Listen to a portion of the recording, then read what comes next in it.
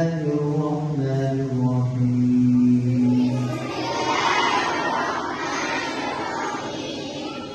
الحمد لله رب العالمين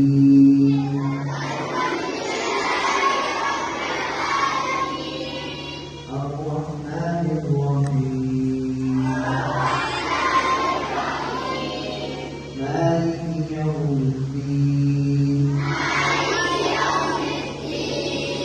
إياك نعبد وإياك نستعين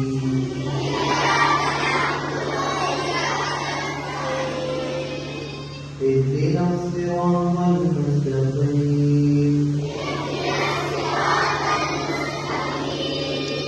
صراط الذين أنعمت عليهم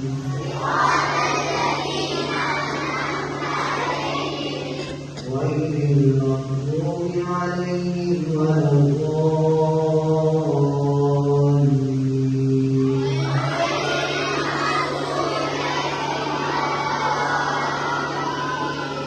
آمين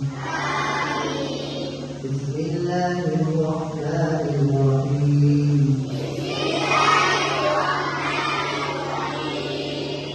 قل هو الله أحد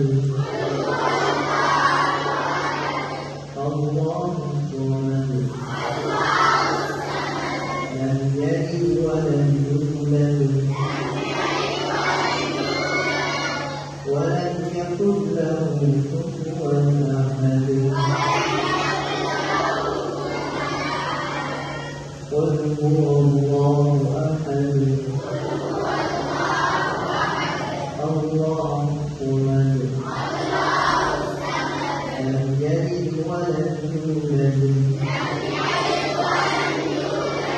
ولم يكن له كفوا أحد قل هو الله أحد الله الصمد لم يلد ولم يولد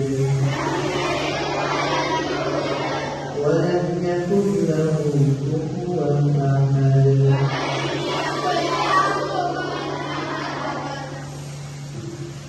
الحمد لله رب العالمين والعاقبة للمتقين والصلاة والسلام على سيد الأنبياء والمرسلين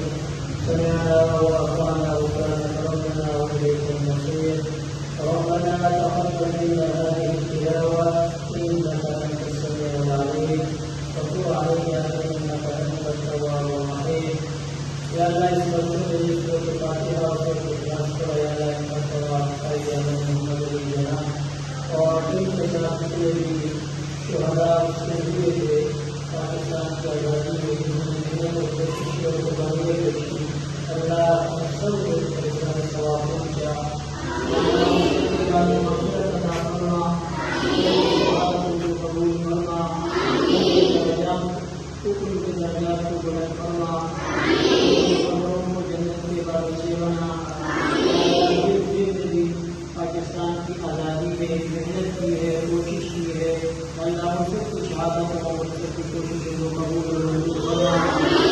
अल्लाह आए अल्लाह मोहम्मद अली जना अपने हुमाती का भी मक़सद अता फरमा अल्लाह को बड़ी फरमा इस मकसद के लिए इस पाकिस्तान को हासिल किया था अल्लाह के निज़ाम के लिए अल्लाह निज़ाम से नाफिज़ करने